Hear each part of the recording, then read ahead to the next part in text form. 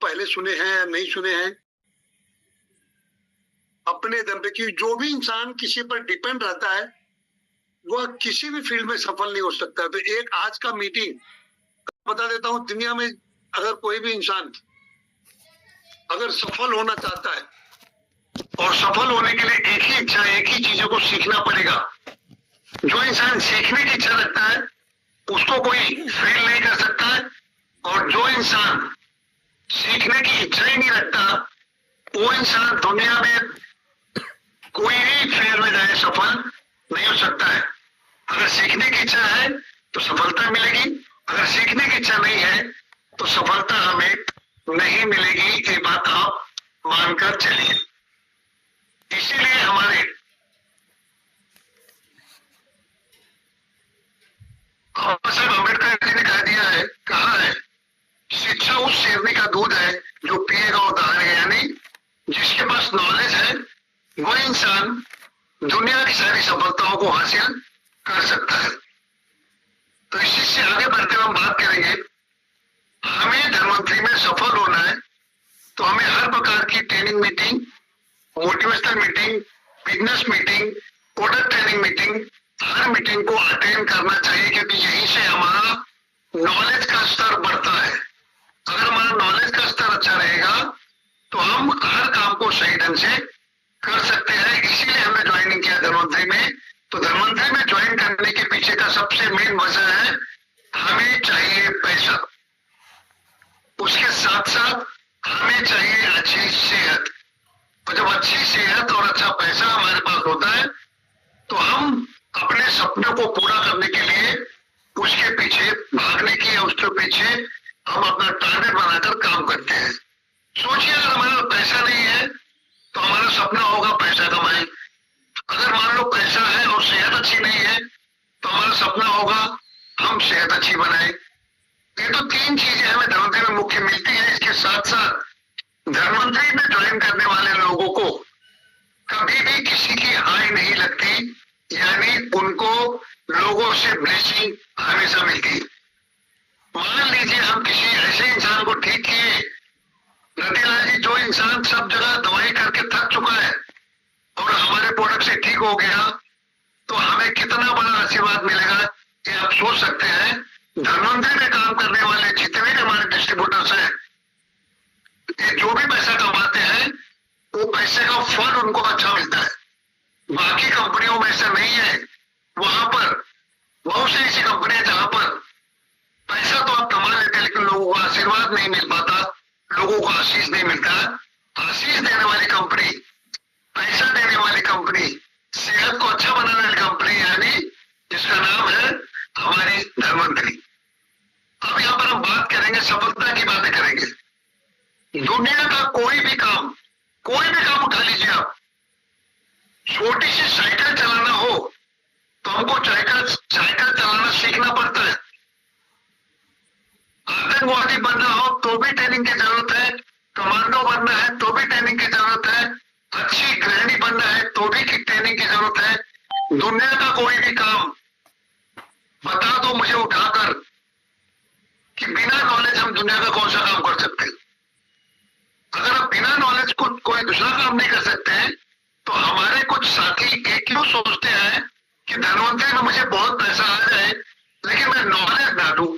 ये गलत सोच है हमारी।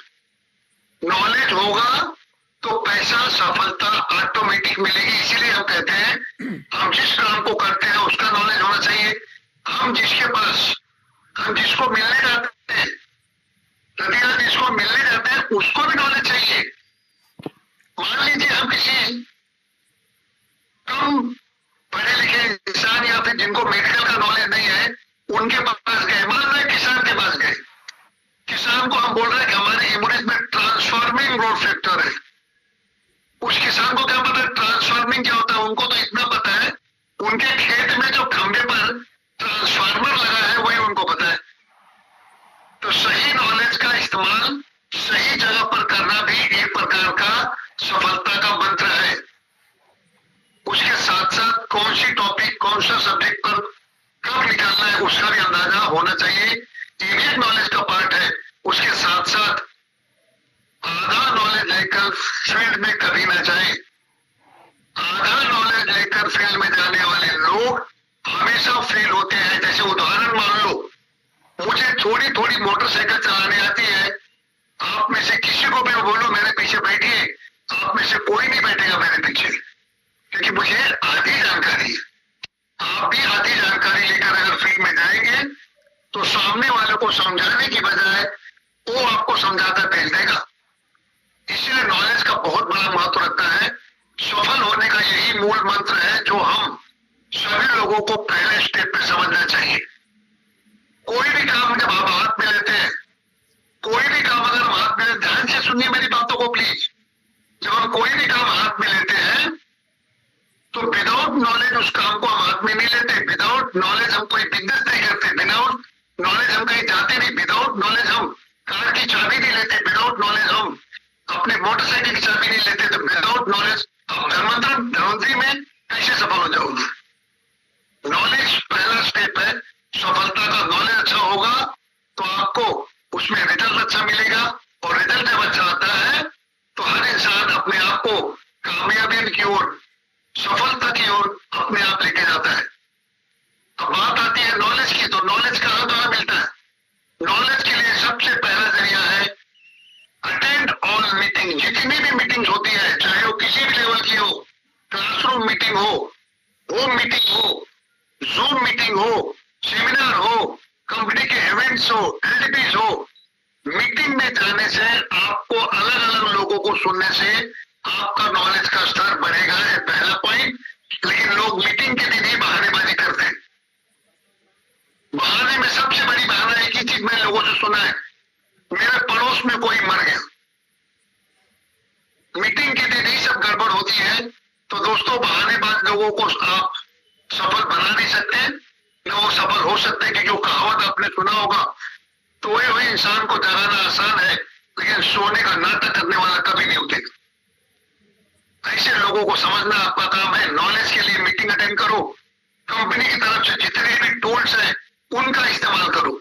जितने भी टूल्स हैं, शेयर की कुंजी, मास्टर की, कृषि मंत्र, प्रोडक्ट के वीडियोज हैं, यूट्यूब पर टेस्टिमोनियल वीडियोज है, टेबल डायरी फॉर्म, प्लान देखो और दिखाओ, यूट्यूब पे सारी डिटेल्स है, एलडीपी अटेंड करो। और एक चीज बता रहा हूं, जितने भी टूल्स है माय डियर फ्रेंड्स, मेहरबानी करके अपने पैसे से खरीदो, फ्री फंड में अप्लाई से ना लो। क्योंकि अगर आप फ्री में लोगे तो आप उस स्टेशनरी को, उस टूल्स को की वैल्यू समझोगे नहीं।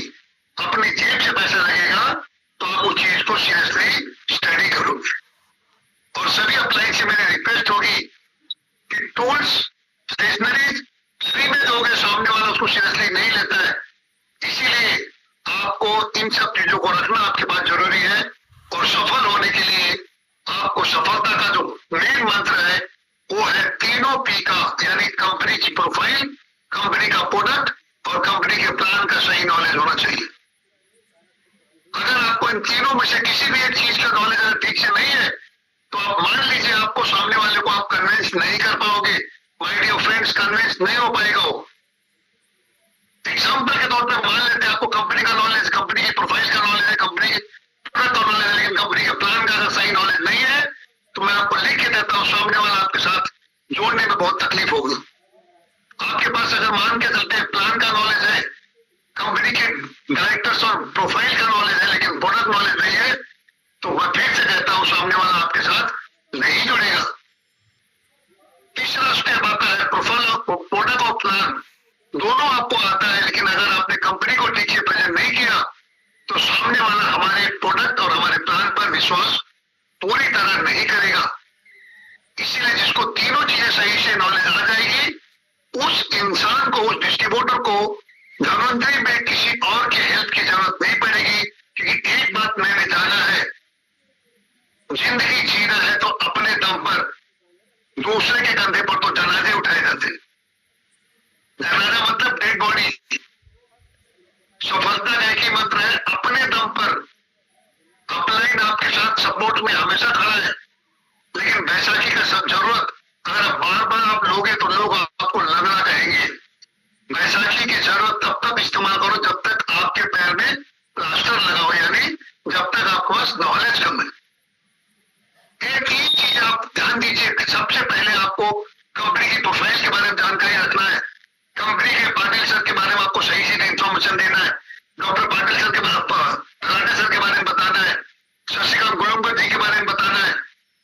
इनका पूरा बैकग्राउंड, इनकी डिटेल्स अगर आप बताते हो तो जो भी लोग हमारे प्रोडक्ट के बारे में जानना चाहते हैं उनको सही लगेगा। क्योंकि एक चीज मैंने देखा है मेरा पर्सनल लाइफ में, और आपने भी देखा होगा, अगर प्रोडक्ट यानी लड़का पसंद है किसी की शादी के लिए, अगर हम अपनी बेटी के लिए लड़का पसंद कर रहे हैं तो हम सबसे पहले उस लड़के वालों का प्रोफाइल और खानदान चेक करते हैं। अगर खानदान और प्रोफाइल अच्छा लगा तो वही रतिलाल जी हम प्रोडक्ट देखने में इंटरेस्ट रखते हैं। अगर प्रोफाइल सही नहीं रहेगा तो आप प्रोडक्ट को सही ढंग से प्रेजेंट करोगे मगर सामने वाला उस बात पर पूरी तरह विश्वास नहीं कर पाएगा। इसीलिए सबसे पहले प्रोफाइल, उसके बाद आपको बताना है कंपनी के प्रोडक्ट। और ध्यान रखिए कंपनी के बारे में बताते वक्त कंपनी का डिटेल्स, कंपनी किस प्रकार से समाज सेवा कर रही है, किस प्रकार से अपना इतिहास बनाई है, किस प्रकार से लोगों को सेवा दी है, चाहे वो स्वाइन फ्लू हो, चाहे वो कोरोना का मौसम हो, हर वक्त हमारी कंपनी लोगों के साथ खड़ी है। इसका न्यूज में भी डिटेल्स है, सब कुछ आप बता सकते हैं। लेकिन कभी भी ध्यान रखो, प्लान डायरेक्ट मत शुरू करो। अगर डायरेक्ट प्लान बनाओगे तो सामने वाला हमारी कंपनी को ही समझ नहीं पाएगा, तो हमारे प्रोडक्ट और प्लान को नहीं समझ पाएगा ठीक से। इसीलिए ये बेसिक बातें आप लोगों को समझनी पड़ेगी। सेकंड स्टेप पे आपको प्रोडक्ट बताना है। प्रोडक्ट बताते वक्त सामने वालों को जो जरूरत है उस पर पहले फोकस करो। अब मान लो उसको जरूरत है, उसको लीवर में तकलीफ है और आप बताए जा रहे हो हार्ट का प्रॉब्लम, नहीं, सामने वाले की जरूरत के हिसाब से आपको प्रोडक्ट इंफॉर्मेशन देना है। और हम उसके बारे में आपको, हमारा इम्यूनिस्ट A to Z, सर के बाल से लेकर पैर के नाखून तक काम क्यों करता है, इस बारे में भी आपको समझाना है। ध्यान रखिए सभी लोग, जितने भी पुराने नए लोग जुड़े हैं, इंसान का शरीर बीमार नहीं होता है। इस बात को लोगों को आसान भाषा में समझाइए। शरीर नहीं बीमार होता है, बीमार होते हैं सेल। सेल बीमार होता है, इसी वजह से वो टिश्यू और ऑर्गन को डैमेज करते हुए सिस्टम को बिगाड़ता है। उसका असर हमारे शरीर पे दिखता है और हम बोलते हैं शरीर बीमार हुआ। शरीर बीमार नहीं होता है, हमारे सेल बीमार होते हैं। तो सेल को ठीक करने वाले हमारे पास ब्रह्मास्त्र वाला प्रोडक्ट कौन सा है, इम्यूनिस्ट, उसके बारे में आप लोगों को समझाइए। उसके बाद उनके जरूरत के सारे प्रोडक्ट जो भी आपको लगता है वो बताइए। इस प्रकार से आपको थर्ड स्टेप पे आपको प्लान बताना है। इन तीनों चीजों का सही नॉलेज आपके पास होना चाहिए। ज्वाइनिंग कैपेसिटी, एक बात आप ध्यान रखिएगा, जब भी आप किसी को नए प्लान के हिसाब से आप बात करें जी, जब भी हम किसी के पास जाते हैं, अगर आपको लगता है कि वो बंदा हमारे साथ डिस्ट्रीब्यूटर बनेगा तो उनको सबसे पहले एक सवाल करना चाहिए हमें, आप हफ्ते में 1.5 लाख कमाना चाहते हो या 50,000? हम लोग उल्टा शुरू करते हैं, उल्टा 50,000 पे पहले फोकस करते हैं। उनको पूछो आप 1.5 लाख कमाना चाहते हो कि 50,000 रुपया हफ्ते का? सीधी बात है, वो 1.5 लाख चाहे बोलेगा तो 1.5 लाख बोलेगा, तो उनको आप शुरुआत कीजिए 5,400 बीवी वाली ज्वाइनिंग से, उसके बाद 1,800 बीवी वाली ज्वाइनिंग से, उसके बाद 600 वाली बीवी से। लेकिन ज्यादातर लोग 600 से शुरू करके अपने काम को बिगाड़ देते हैं। ठीक है, जो 600 पे जुड़ेगा वो 600 वाला ही जोड़ेगा। अगर वो 5,400 बीवी जोड़ेगा तो सीधी बात है वो भी 5,400 वाला बीवी ही जोड़ेगा। इस बात को आप लोग बेसिक पॉइंट्स को ध्यान में रखकर करिएगा। उसके बाद हमारी कंपनी में आप और एक चीज बताना चाहता हूं, कोई भी इंसान, कोई भी डिस्ट्रीब्यूटर अगर जोड़ता है, एक दिन में उसको पूरा प्लान समझ में नहीं आएगा। इसीलिए उनको ABCD वाले फार्मूले के हिसाब से उतना समझाओ जितना उनके समझ में आ जाए। उसके बाद उनके कैपेसिटी के हिसाब से हमें 7 कौन कौन से बेनिफिट्स हमारे प्लान में है उसको बताइए। पहला बेनिफिट रिटेल प्रॉफिट, दूसरा बेनिफिट बास्केट स्कीम जो 4,300 वाला है, जिसके अगेंस्ट हमको एक 1,800 वाली फ्री मिलती है।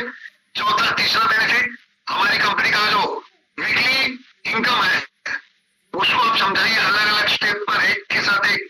आप पहले रैंक पर कैसे पहुंचोगे, दूसरे रैंक पे कैसे पहुंचोगे, उसके सामने आपका इनकम वीकली कितना आएगा, रैंक इंसेंटिव कितना है, टोटल इनकम कितना होगा। इस प्रकार से आप उनको स्टेप स्टेप बाय स्टेप को प्लान को समझाने की कोशिश कीजिए। एक साथ में खिचड़ी करोगे, सामने वाला कंफ्यूज होगा, और कंफ्यूज इंसान कभी भी सही डिसीजन नहीं ले पाता।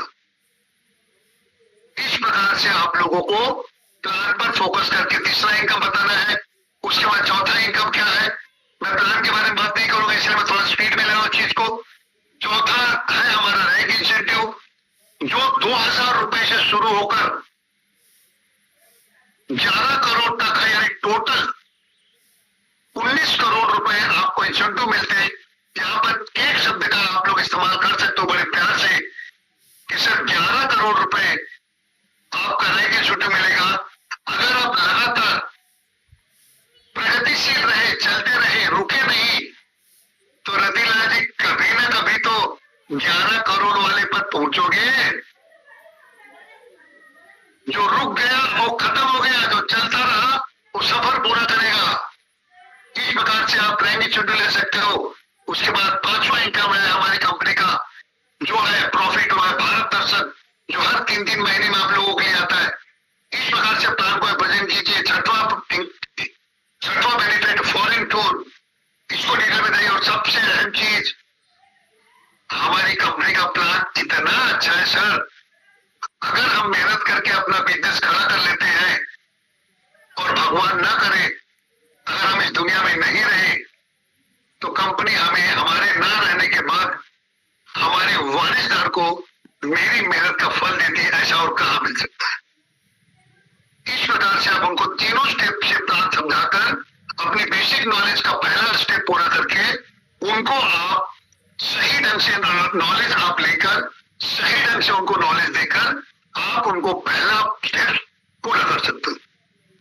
और एक चीज बता दे रहा हूं आप लोगों को मैं, जिस जिस चीजों में आपको लगता है कि आप कमजोर हो, अपने खाली समय में उन चीजों की अपनी अपलाइन के साथ बैठकर प्रैक्टिस करें ताकि आप और परफेक्ट हो जाए। इसीलिए बड़े बुजुर्ग कह गए हैं, अगर हम सिस्टम के साथ खिलवाड़ करेंगे तो सिस्टम हमारा खिलवाड़ बना देगा। If you play with the system play with you. ध्यान दीजिएगा इस फोटो के ऊपर आप लोग, ये जो पिस्तौल आप देख रहे हैं इसमें कोई दम नहीं है। सॉरी, ये गोली जो आप देख रहे हैं इसमें कोई दम नहीं है। ये बुलेट तब इसका असर दिखाई देता है जब इस सिस्टम में जाती है। आपका भी असर तब दिखाई देगा जब आप सिस्टम से काम करोगे। तो सिस्टम कहता है सबसे पहला स्टेप आपको अपना नॉलेज लेवल बढ़ाना पड़ेगा। क्योंकि नॉलेज नहीं होगा तो कहावत आपने सुनी होगी, कन्विंस करने गया और कन्विंस होके आ गया। ये हो गया पहला स्टेप। उसके बाद आता है आपका उस नॉलेज का सही इस्तेमाल करने के लिए आपको अपने बिजनेस की सफलता को अचीव करने के लिए आपको उस बिजनेस की प्लानिंग करनी पड़ेगी। जिस प्लानिंग के तहत आपको टाटा रूल यानी 4 स्टेप्स का रूल फॉलो करना पड़ेगा। पहला है टारगेट बेस। कोई भी प्लान, कोई भी बिजनेस टारगेट बेस होना चाहिए।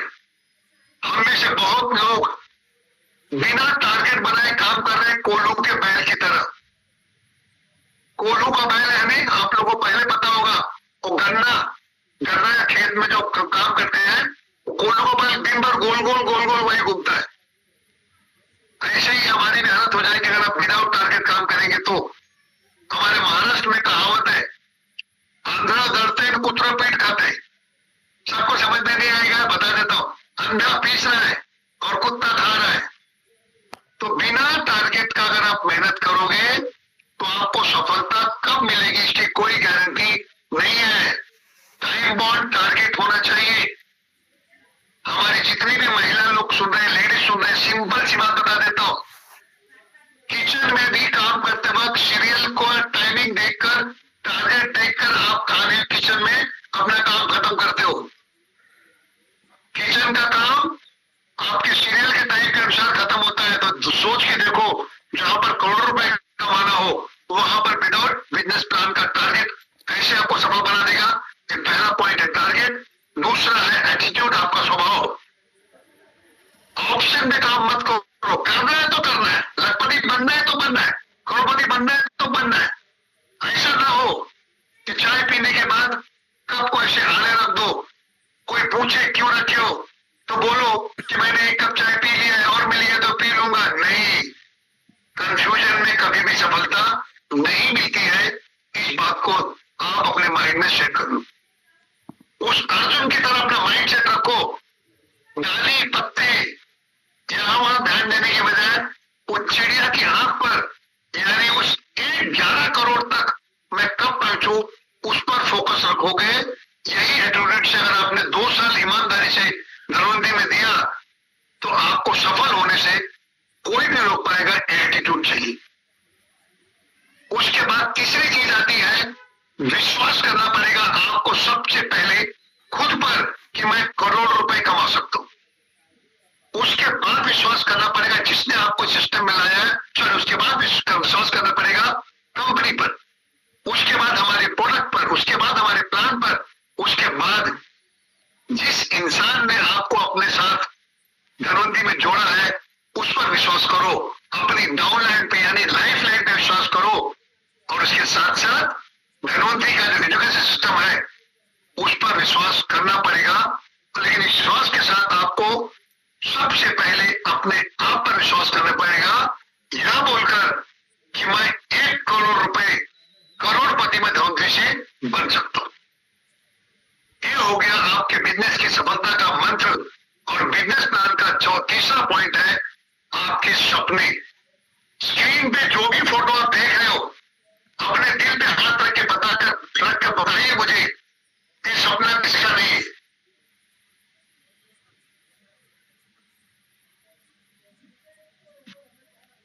यहाँ जितने भी लोग बैठे हैं, हर कोई चाहता है मेरा अच्छा घर हो, अच्छी गाड़ी हो, बच्चों की अच्छी पढ़ाई हो, मेरे घर में सभी के पास अच्छे जीवन हो, ज्वेलरीज हो, विदेश की यात्रा हो।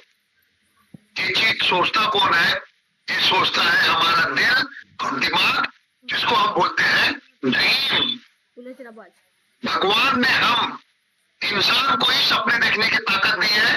बाकी दुनिया में जितने भी जीव जंतु प्राणी हैं, किसी को भी नदी लाल जी सपने देखने की ताकत भगवान ने नहीं दी है, हमको सिर्फ दी है इंसान को।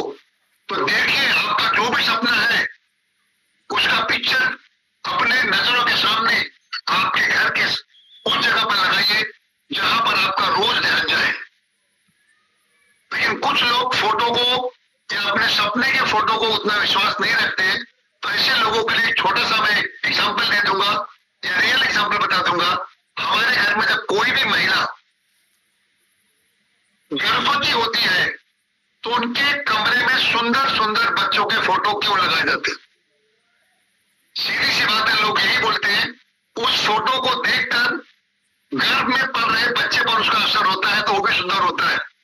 तो मैं उन लोगों से पूछना चाहता हूं जो लोग फोटो को मजाक के तौर पर लेते हैं, क्या फर्क पड़ता है? बोलने वालों को मैं बोलना चाहता हूं, अगर उस फोटो का असर गर्भ में पल रहे बच्चे पर हो सकता है तो हम जैसे जिंदा इंसान पर क्यों नहीं हो सकता? अपने दिल से पूछ के देखो, आपका जो भी सपना है उसका फोटो लगाकर अपनी आंखों के सामने रखो और उसके नीचे वो तारीख लिख दो जिस दिन तक आपको चाहिए। सपने छोटे छोटे से शुरू करो। अगर आपके पास मोटरसाइकिल नहीं है तो पहले मोटरसाइकिल का सपना बनाओ, उसके बाद कार का सपना बनाओ।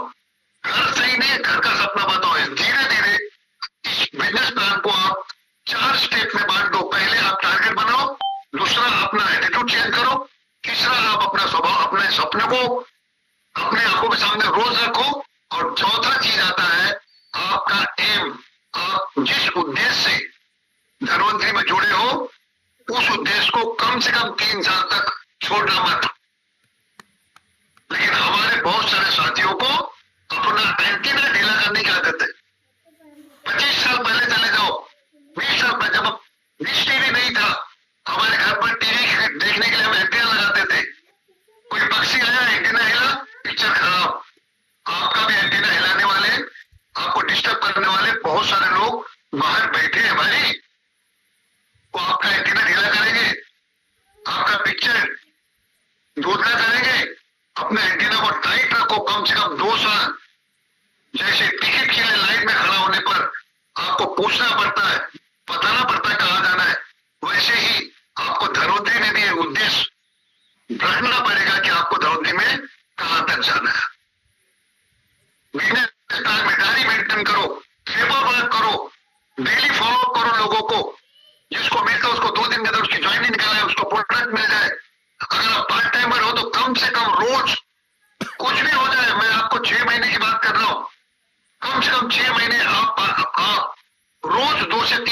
रोज मिलकर प्लान और डिस्ट्रीब्यूटरशिप के बारे में या प्रोडक्ट के बारे में बातें करो।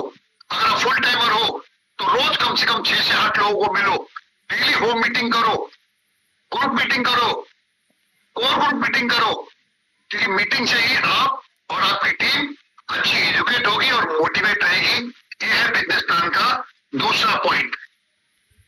के बाद अगर तीसरी चीज आती है लिस्ट। लिस्ट ही नहीं है। आपकी फैक्ट्री में अगर कच्चा माल नहीं आया, प्रोडक्शन निकलेगा ना जी? नहीं निकलेगा। नॉलेज लिया, प्लानिंग किया, लेकिन आपके पास अगर लिस्ट नहीं है, आज की तारीख में जितने भी लोग मुझे सुन रहे हैं, कितने लोग सुन रहे हैं देख तो लो जरा, करीब करीब 450 से 500 लोग सुन रहे हैं। मुझे बता दो, उन लोगों से मैं सवाल करता हूं जो बोलते हैं मुझे लोग नहीं मिलते। इस दुनिया में आपका कौन सा रिश्तेदार है, आपका कौन सा पड़ोसी ऐसा है, ऐसा कौन सा आपका दोस्त है जो अच्छी सेहत और अच्छा पैसा नहीं चाहता है? हर कोई चाहता है। फिर हम में से कुछ लोग क्यों बोलते हैं लोग नहीं मिल रहे? अगर आप सही नॉलेज और सही प्लानिंग के साथ, सही लिस्ट के साथ जिससे ही बात करेंगे, वो बंदा हमारे साथ जुड़ेगा। जो लोग नहीं मिलते बोल रहे हैं ना, उनको मैं सवाल पूछता हूं, आपको लोग नहीं मिल रहे, क्या आप लोगों से नहीं मिल रहे हो? ये तो क्लियर कर लो।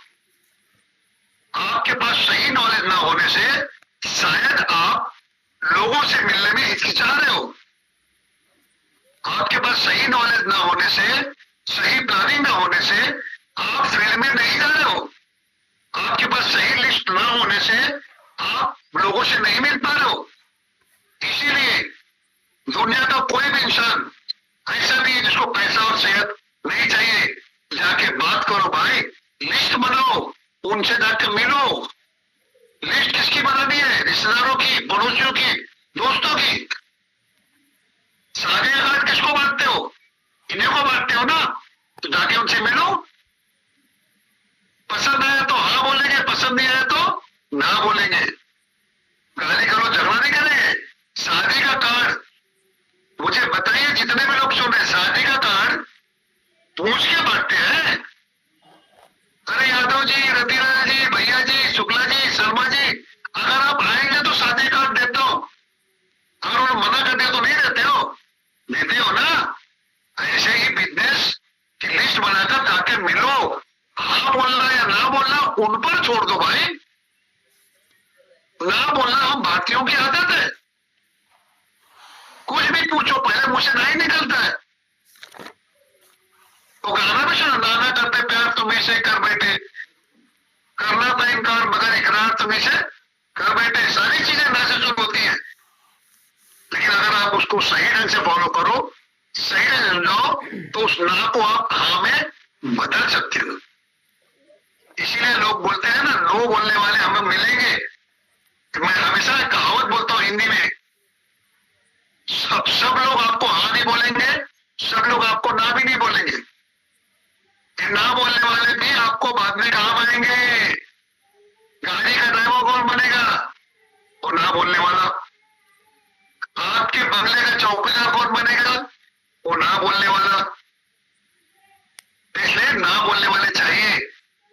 लेकिन हम लोग की सबसे बड़ी दिक्कत है, जीवन का सबसे बड़ा रोग क्या कहेंगे लोग।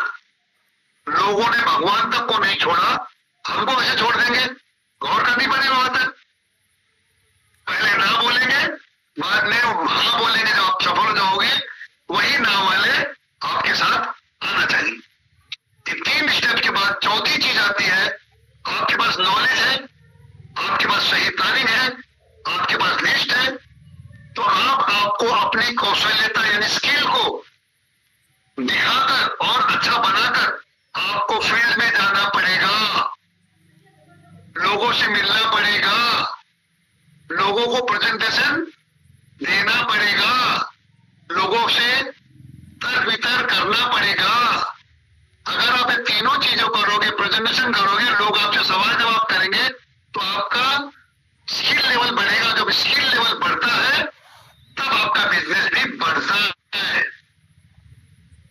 टीम बिल्डिंग तब बढ़ती है, जितने भी सीनियर को आप लेकर अपनी टीम पे जाते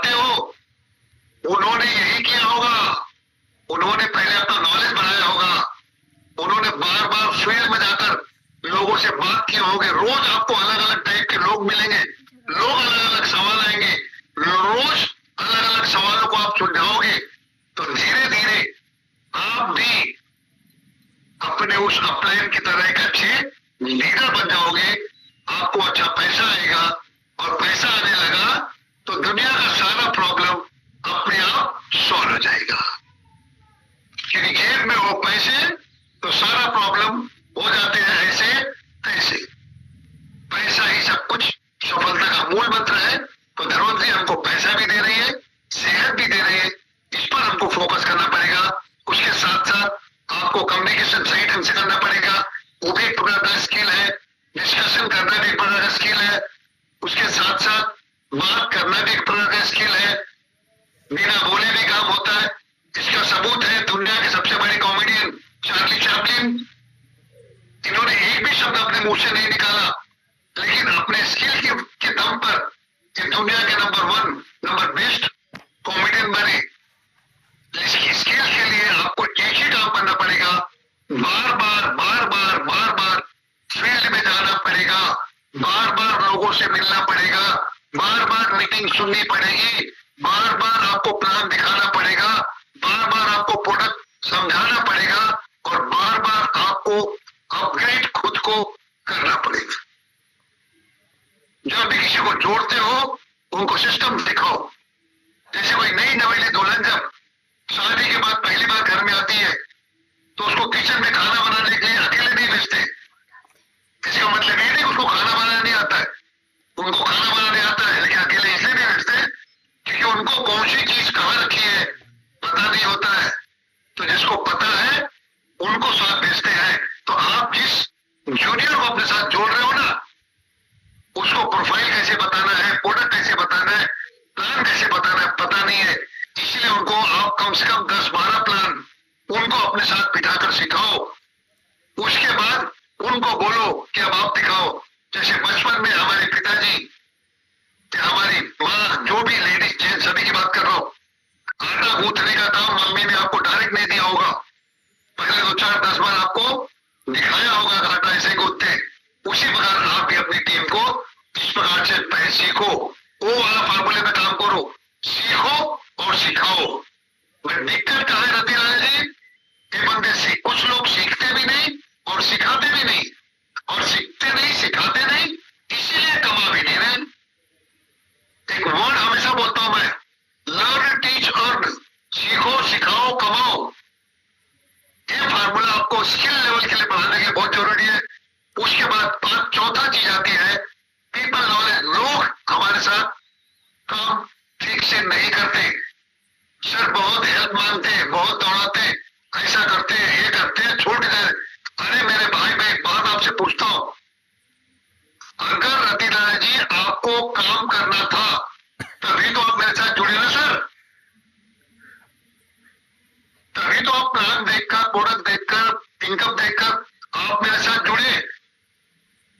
आपको पैसा कमाना था तभी जुड़े, लेकिन मैंने मेरी बेवकूफी की वजह से आपको सही ढंग से नॉलेज नहीं दिया, आपके साथ सही प्लानिंग नहीं की, आपकी बेड का लिस्ट नहीं बनवाई, आपको फील्ड में लेके गया नहीं और छोड़ दिया। और वो बिना नॉलेज वाला, आधा अधूरा नॉलेज वाला आपका जूनियर अगर फील्ड में जाएगा, वो समझाएगा, समझ के आएगा, समझ के आएगा। फिर आप बोलोगे सर मैंने 100 लोगों को जोड़ा, कोई काम नहीं कर रहा। भैया बच्चे को चलना सिखा दो, दौड़ना खुद सीख जाएगा। चलना सिखाना है, जिसको जोड़ते हो उसको सही ढंग से कंप्लीट सारी चीजें बताओ, उसको पैसा आने लगे, ऐसा करो। नेटवर्क मार्केटिंग का बिजनेस ये आपका अपलाइन का बिजनेस नहीं है, ये आपकी लाइफ लाइन यानी डाउनलाइन का बिजनेस है। अगर आप डाउनलाइन को मजबूत करोगे तो आपको पैसा ऑटोमेटिक आएगा। सिंपल सब एग्जांपल या मैसेज ले लो, अगर आपकी डाउनलाइन कमजोर है तो अपलाइन हमेशा कमजोर रहेगा। अगर डाउनलाइन मजबूत है, लाइफ लाइन मजबूत है, तो सीनियर हमेशा पैसा कमाएगा। बहुत सारे लोग अपने फायदे के लिए काम कर रहे हैं। नेटवर्क का बिजनेस आप अपने जूनियर का फायदा करा दो, आप ऑटोमेटिक फायदे में आ जाओगे। और इसका बेहतरीन मिसाल जो हमारा प्लान आया है, नया प्लान जो कंपनी अंबानी ने आप लोगों को इतना जबरदस्त, बोलते हो कहावत, चारों उंगली घी में और सर कढ़ाई में डालने के लिए आप मौका दे दिया, जितना चाहो कमा सकते हो। आपको जो भी बिजनेस, मतलब डाउनलाइन को स्ट्रॉन्ग करो, सभी लोगों को बिजनेस का फायदा मिलेगा। ये हमारे बिजनेस की ताकत बन गई। उनको सही ढंग से इनकम आए ऐसा बात करो, उनको नॉमिनी की बातें बताओ, उनको यहां तक बोलो कि भाई अगर आप एक दो साल अच्छी मेहनत करके बिजनेस को सेट कर देते हो तो हमारी अगली पीढ़ी को भी बिजनेस आपको फायदा देगा। यानी जिंदगी के साथ भी और जिंदगी के बाद भी बिजनेस आपको मदद करता रहेगा, आपके परिवार को। वही सब चीजें याद हो, जिससे एक और एक प्रोडक्ट खरीद के मिलता है। इसके पहले आपने ना जाने कितनी बार सब प्रोडक्ट खरीदा होगा, कभी मॉल से, कभी शोरूम से, कभी किसी दुकान से। किसी ने आपको मौका नहीं दिया, धनवंतरी आपको मौका दे रही है। अपने जिंदगी के 2 साल ईमानदारी से दे दो, उस बंदे के साथ अच्छे से काम करो, वो बंदा आपको छोड़ के कभी नहीं जाएगा। अपने डाउनलाइन को मजबूत करो, आपका साथ कभी नहीं छोड़ेगा। वही बच्चे पड़ोस में खाना खाने जाते हैं जिनको घर में खाना ठीक से नहीं मिलता। इसीलिए आपकी डाउनलाइन आपके बच्चे की समान है, माय डियर फ्रेंड्स। उस बच्चे को जब तक मजबूत न कर दो, उसका साथ मत छोड़ो, वो आपको छोड़ के कभी नहीं जाएगा। यह है काम करने का तरीका। उसके बाद आता है 6वां पॉइंट, आपके पास नॉलेज अच्छा है, प्लानिंग भी अच्छी है, लिस्ट भी बना ली है, आप फील्ड में आके स्किल भी आपने सीख ली, लोगों से काम करवाने की कला भी सीख ली। लेकिन ये सारी पांचों की पांचों चीजें पानी में चली जाएंगी अगर आपने अपनी आदत बदली नहीं की। कैसी आदत बदली नहीं की बता देता हूं। आपके पास सही नॉलेज है, आपके पास सही नॉलेज है, मगर उस नॉलेज का ठीक से इस्तेमाल न करने की बुरी आदत है, हो गया सत्यानाश। आपके पास सही प्लानिंग तो है, लेकिन प्लानिंग के हिसाब से काम न करने की बुरी आदत है, हुआ सत्यानाश। फिर बोलोगे कंपनी से पैसा नहीं मिलता है, गलती तो आपकी है, अपनी आदत बदलो ना।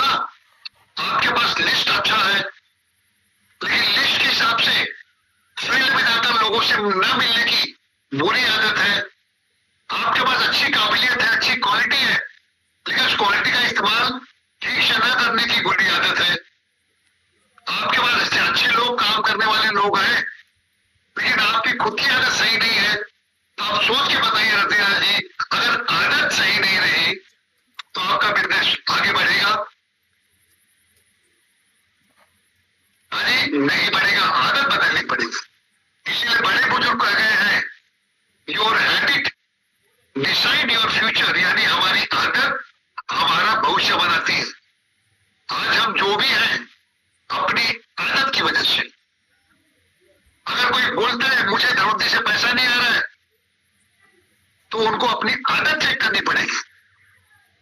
अगर सलील शुक्ला जी को आ रहा है, रमेश शुक्ला जी को आ रहा है, संजय चौधरी जी को आ रहा है, बड़े बड़े डॉक्टर को छोड़ दीजिए, रतिलाल साहब जी को आ रहा है, डॉक्टर यादव जी को आ रहा है, बाकी लोगों को आ रहा है, अगर मुझे नहीं आ रहा है, जब कंपनी की प्रोफाइल वही है, कंपनी का प्रोडक्ट वही है, कंपनी का प्लान वही है, जब आपको पैसा आ रहा है, मुझे नहीं आ रहा है, इसका मतलब कंपनी के प्लान, प्रोडक्ट और प्रोफाइल में कोई गड़बड़ी नहीं है, गड़बड़ी मुझ में है।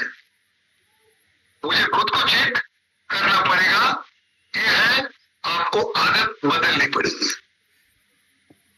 क्योंकि बड़े बुजुर्ग कह गए आदत की कोई दवाई नहीं है। लोगों से फील्ड में जाकर मिलना पड़ेगा, रोज फील्ड में जाने की आदत डालनी पड़ेगी। नसीब के भरोसे नहीं बैठना है, नसीब पर मत जाओ। नसीब की अगर बात करते हो तो आप लोगों को एक फोटो दिखा दो, देख लीजिए आप लोग। अलेक्जेंडर द ग्रेट, जिनको भारत में नाम दिया गया था सिकंदर, राजा पोरस के जमाने की बात कर रहा हूं मैं। सिकंदर को पूरी दुनिया, सिकंदर को यानी अलेक्जेंडर को पूरी दुनिया जीतने का सपना था, उनके हाथ में रेखाएं नहीं थी। पंडित ने बोला कि आपके हाथ की रेखाएं बोलती है कि आप दुनिया नहीं जीत सकते हो। उन्होंने अपने हाथ से रेखाएं बनाई और 90% धरती पर अलेक्जेंडर द ग्रेट ने कब्जा किया था। गौर कीजिए अगर वो नसीब की बात मानकर घर बैठ जाते तो अगर नेटवर्क इंडस्ट्री यानी हमारा धरोहर का प्लान, हमारा बिजनेस प्लान ऐसा बनाया गया है, अगर आपका नसीब आपको साथ नहीं दे रहा है, ध्यान से सुनना, इस बात को आप लोग नोट कर लो, अगर आपका नसीब आपको साथ नहीं दे रहा है तो अपने लेफ्ट में और अपने राइट में दो नसीब वालों को जोड़ दो, उनकी कुंडली पंडित जी को दिखाकर फिर जोड़ो। लेफ्ट और राइट में दो नसीब वाले जुड़ गए तो हृदय आपका नसीब कैसा भी हो सफलता मिलनी ही है। नसीब बदलने की ताकत हमारे प्लान में है, इसलिए नसीब की बात करने वाले को मैं हमेशा एक नंबर का कामचोर या बुजदिल बोलता हूं। इस शायरी को पढ़ लो, अपने आप सब पता चल जाएगा। तकदीर के खेल में निराश नहीं होते, जिंदगी में कभी उदास नहीं होते। हाथों की लकीरों पर यकीन मत करना, क्योंकि तकदीर तो उनकी भी होती है जिनके हाथ नहीं होते। नसीब की बात करना मतलब अपनी कमजोरी को, अपनी गलती को, अपने प्रॉब्लम को छुपाना। आपका नसीब अच्छा नहीं है, दो तीन लोग जोड़ दो अपने नीचे, नसीब बदल जाएगा। सफल लोगों की आदत क्या, देख लीजिए, मीटिंग में आना, प्लान दिखाना, लिस्ट बनाना, लोगों से मिलना, इनवाइट करना, टाइम पर आना, जल्दी उठना, वादा निभाना, ये सफल लोगों की आदत। आपकी आदत अपने आप से पूछो, आपको पैसे क्यों नहीं आ रहे, आप सफल क्यों नहीं हो पा रहे हो? पूछो इसमें से कौन सी चीज आपकी गड़बड़ी है। मीटिंग में आना आदत डालनी पड़ेगी, लिस्ट बनाने की आदत डालनी पड़ेगी, प्लान दिखाने की हैबिट करनी पड़ेगी, इनवाइट करने की हैबिट करनी पड़ेगी, फोन करने की आदत डालनी पड़ेगी, टाइम पर आने की आदत डालनी पड़ेगी, जल्दी उठने की आदत डालनी पड़ेगी, वादा निभाने की आदत करनी पड़ेगी, और अपने अपलाइन और अपनी डाउनलाइन, अपने प्रोडक्ट और अपनी कंपनी पर विश्वास करने की आदत डालनी पड़ेगी। ये तो आप कर नहीं रहे और शिकायत की जा रहा, पैसा नहीं आ रहा, पैसा नहीं आ रहा, औरों को आ रहा है, आपको नहीं आ रहा है। इसका मतलब क्या है?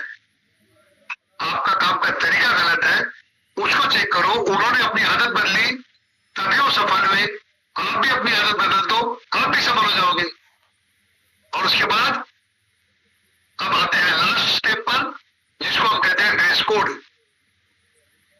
नॉलेज भी है, प्लानिंग भी है, लिस्ट भी है, स्किल भी है, लोगों की परख भी है, आदत बदल दी, लेकिन फील्ड में अगर आप ऐसे गुंडा बन के जाओगे, कौन आपकी बात सुनेगा? बताइए, ऐसे गुंडा बन के जाओगे, कौन सुनेगा? मैं लेडीज लोग क्या बोलता हूँ, ऐसे आप एकदम मॉडल की तरह अलग ढंग से ड्रेस में जाओगे, कौन आपको सुनेगा? मुझे बता दीजिए, अगर ऐसा कोई डिस्ट्रीब्यूटर आपके घर पे आए, आप अपने दिल पे हाथ रख के बताइए, उसको घर में लेंगे? नहीं लेंगे। ऐसे हमारे डिस्ट्रीब्यूटर अगर फैंसी ड्रेस पे मॉडलिंग के स्टाइल में अगर आप जाएंगे तो लोग आपको सीरियसली नहीं लेंगे। हर फील्ड का अपना अपना ड्रेस होता है, हर फील्ड का एक अपना अपना ड्रेस कोड सेटअप होता है। अगर लड़की मान लो फिल्म में काम कर रही है तो उसको अपने फिल्म के हिसाब से इस प्रकार के कॉस्ट्यूम पहनना उसकी जरूरत है, क्योंकि उसका बिजनेस है, उसका शौक है, उसका व्यवसाय है। कोई गुंडा टाई कोट सूट पहन के नहीं जा सकता है किसी के कंपनी पर पिस्तौल रखने। आप सोचिए, हर फील्ड का ड्रेस होता है।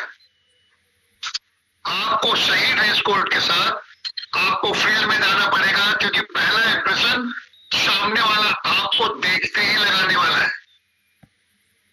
नहीं मानते हो तो सुन लो फिर मेरी बात। कुछ लोग ड्रेस कोड को अहमियत नहीं देते, कैसे भी बड़ी दाढ़ी, पैर में चप्पल, टी शर्ट, कुछ भी चल पहन के निकल जाएंगे। नहीं, ड्रेस कोड कंपलसरी होना चाहिए। एक सिंपल चीज बता रहा हूं, अगर ड्रेस का महत्व नहीं जो बोलते हैं, जिनको लगता है ड्रेस की वैल्यू उतना कोई महत्व नहीं रखता है, उनको मैं बताता हूं, शादी और किसी की अंतिम यात्रा यानी शव यात्रा, दोनों जगहों पर आपका ड्रेस कोड अलग अलग क्यों होता है? दोनों जगहों पर आपका ड्रेस कोड अलग अलग क्यों होता है? बताइए, आप लोग सोच लीजिए। आप शादी में अच्छे से बन ठन के जाते हो और किसी के फ्यूनरल में, यानी किसी का अगर स्वर्गवास हो गया हो, मैयत हो गई हो, फ्यूनरल में आप सिंपल जाते हो। क्यों भाई? अगर कपड़े का भाव तो नहीं है तो किसी की मैयत में मस्त में कोट में सूट पहन के जाओ और किसी की शादी में मैयत वाले कपड़े पहन के जाओ। नहीं करते हो ना? अगर वहां नहीं करते हो तो आप फील्ड में जाते हो, क्यों करते? ये है 7 पॉइंट जो मैंने आपको बताया। अच्छे ड्रेसअप से हमारा कॉन्फिडेंट लेवल अच्छा होता है। ये 7 चीजें मैंने आपको बताई, जिसको मैंने नाम दिया है इंद्रधनुष। पहला रंग नॉलेज का, दूसरा रंग आपके बिजनेस प्लान का, तीसरा रंग लिस्ट का, चौथा रंग स्किल का, पांचवा कलर पीपल नॉलेज का, छठा कलर आपकी हैबिट का और सातवां कलर है आपके ड्रेस कोड का, यानी विदाउट 7 कलर इंद्रधनुष नहीं कहलाएगा। वैसे ही इन 7 बातों को अगर आपने 6 से 7 महीना ईमानदारी से अपने अंतर आत्मा में उतार लिया तो आपको सफल होने से कोई जरूरत नहीं। सफलता के 7 रंग मैंने आपको भर दिए। इसको आप अपनी जिंदगी में, अपने रोजमर्रा की लाइफ में, डेली रूटीन में, घरोंदी में, सिस्टम में लाइए। मैं लिख के देता हूं, आपको कोई भी फेल नहीं कर सकता, क्योंकि कभी भी ध्यान रखो, सफलता कभी भी किसी को सिस्टम से काम करने से मिलती है, मनमानी करने से नहीं मिलती। मनमानी करने से लक्ष्मी जी नहीं आएगी। सिस्टम से काम करोगे तो पैसा आएगा। किसी ने ना बोला रेफरेंस मांग लो, अपलाइन का रिस्पेक्ट करो, अपनी डाउनलाइन को अप्रिशिएट करो, हमेशा उनकी तारीफ करो, क्योंकि डाउनलाइन है तो अपलाइन है। डाउनलाइन को संभालना, अपलाइन को रिस्पेक्ट करना, ये दोनों आपस में मिलकर काम करते हैं, तब जाके अच्छा काम होता है। सबसे मेन चीज है, आपको इस दुनिया में आपके सिवाय कोई और सफल नहीं मान सकता।